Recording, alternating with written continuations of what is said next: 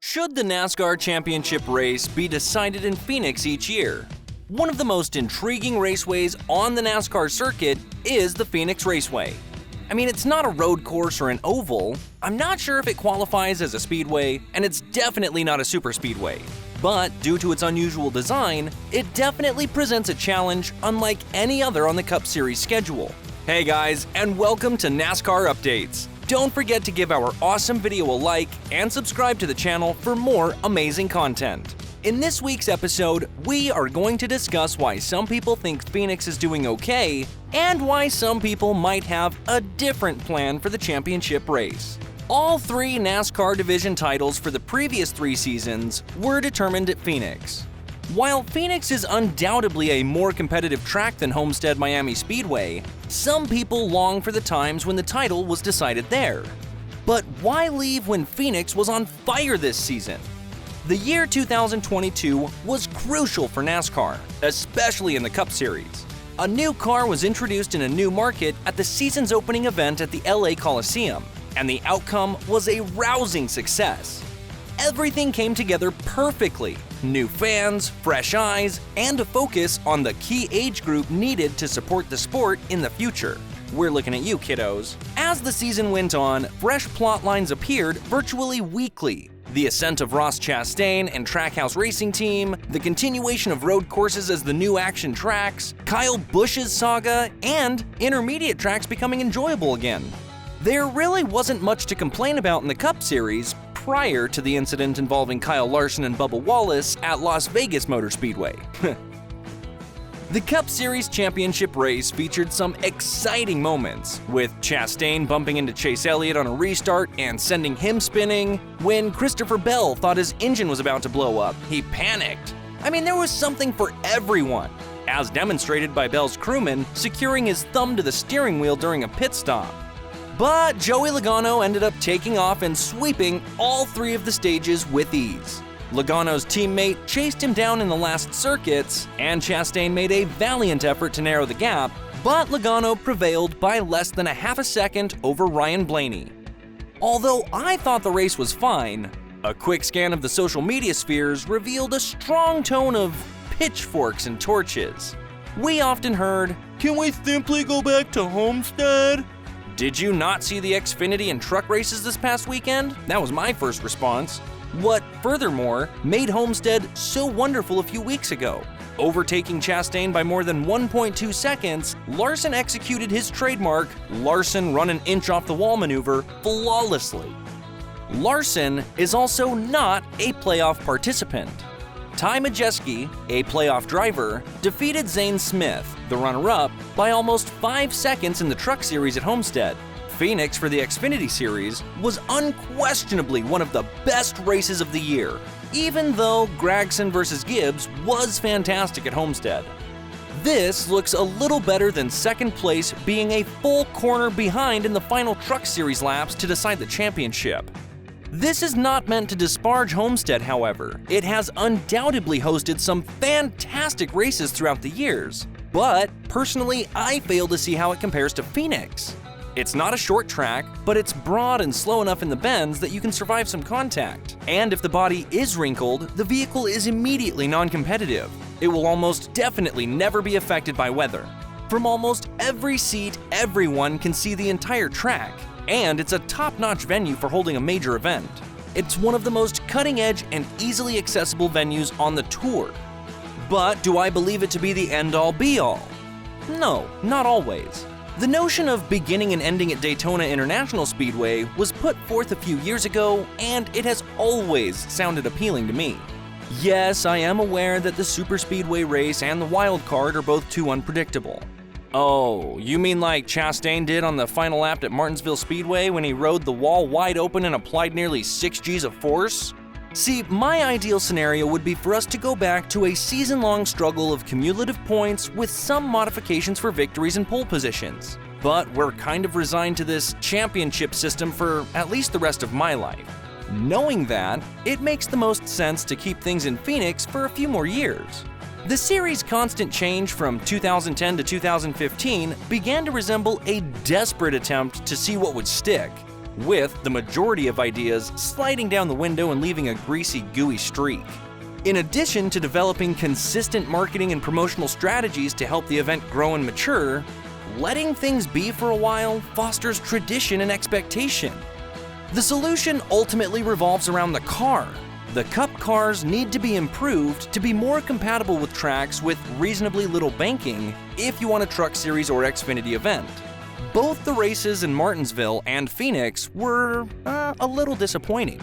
Whether the solution comes in gearing, not shifting, or the tires, it needs to be fixed before next year, or we won't see anything different from what we saw this season at other flat and short courses. Thinking about it, if Phoenix loses popularity and we really want to bring some tradition and nostalgia back into this, perhaps we could just return to Atlanta Motor Speedway. The title race is held at LA Coliseum. Since Logano won the Cup Series championship for the second time, Phoenix Raceway has hosted the NASCAR Championship races for the last 3 seasons. The final race should, however, be one that is surrounded by excitement and fanfare, but it has been felt that the races that precede the race focus more on that. So how then may this be fixed? See, the Cup Series season as a whole must be changed, as well as the race. The races would need to be shortened as a first step. NASCAR has tried hard to appeal to a younger audience, but with technology producing shorter attention spans, sitting down for more than 30 Saturdays a year for more than 3 hours is a lot to ask of someone. Keep the highlight races like the Southern 500, Coca-Cola 600, and Daytona 500 to make them even more memorable. The second phase is to increase interest in and demand for the races. In order to generate demand for certain markets, rotating some tracks in and out of the program each year would be a fantastic opportunity. See, some tracks only allow visits once a year, which eliminates another date and increases the value of the seat and ticket. The former site of the season finale, Homestead, Miami, was near the end of the playoffs in 2022, which meant that fans had to wait since early 2021 just to see another race there. It is a driver and fan favorite. But then, this brings up the key issue of having the championship race at the LA Coliseum. By shortening the season, it would be possible to finish the season finale before the start of college football and prepare the field for the race. After the race is finished, USC might play a Week 1 neutral site game and a Week 2 away game merely for insurance. Super Bowls, championships in college sports, and the Olympics have all taken place inside those illustrious walls, making the 4-car title structure ideal. Why not include America's largest motorsport in it? The 2022 Busch Clash, which used 4-car heat races to determine the field, demonstrated that this strategy may be successful by suggesting a 25-25 50-lap, 3-stage battle amongst the top 4 drivers, with a main event taking place before the championship race. Not one option is going to be perfect for everyone, but racing on a short track with so many spectators nearby, as has been asked more of, would make the championship event consistent, give it a proper home, and make it a true spectacle that everyone would flock to see. I mean, come on, wouldn't it be crazy? But then we have the idea of the title race needs to change each year. The NASCAR championship races are held at Phoenix Raceway for a reason, to an extent. It's certainly the best chance for a race weekend without rain, and November is warm enough that fans won't stay away out of concern for the upcoming winter weather. Phoenix is a somewhat flat, 1-mile oval with more than one groove. However, the title races have been, a little... okay, they're dull. Phoenix is still a respectable choice to host the race sometimes, along with practically all other NASCAR tracks. And for that reason, the location of the season finale ought to change each year. Changing venues would prevent any one team from having an advantage in the championship race, despite the fact that the current championship format in the 3 national series makes it exceptionally difficult for drivers to repeat as series champions. Should the championship be held at each venue that hosts the Cup Series? Obviously not. First, eliminate Daytona International Speedway, Talladega Superspeedway, and Atlanta Motor Speedway, since the winner of the sport shouldn't be decided by a multi-car collision that is all but certain at those tracks. Yes, accidents can occur anywhere, even in Phoenix. I mean, just ask Chase Elliott. Ouch. But they happen more frequently at superspeedways, and now at Atlanta's Aspiring Speedway. The weather and the early November timeframe will likely favor Michigan International Speedway and New Hampshire Motor Speedway. The near 80 degrees we had in the Granite State on championship weekend weren't typical. Watkins Glen International, Pocono Raceway, Dover Motor Speedway, Indianapolis Motor Speedway, Bristol Motor Speedway, and Kansas Speedway may also be on the verge of becoming bearable. Teams wouldn't be surprised by anything at the last minute because they would know where the next title race will be around a year in advance. Yearly schedule modifications would undoubtedly be necessary. For instance, since the Southern 500 is a legacy event that shouldn't be changed, if Darlington were to host the finale, it would take the place of its spring event. The Coca-Cola 600 is the same, thus Charlotte might have to forego hosting on the road course. Losing a date at another NASCAR-owned track would be necessary to compete at the Daytona road course. But that's part of the appeal.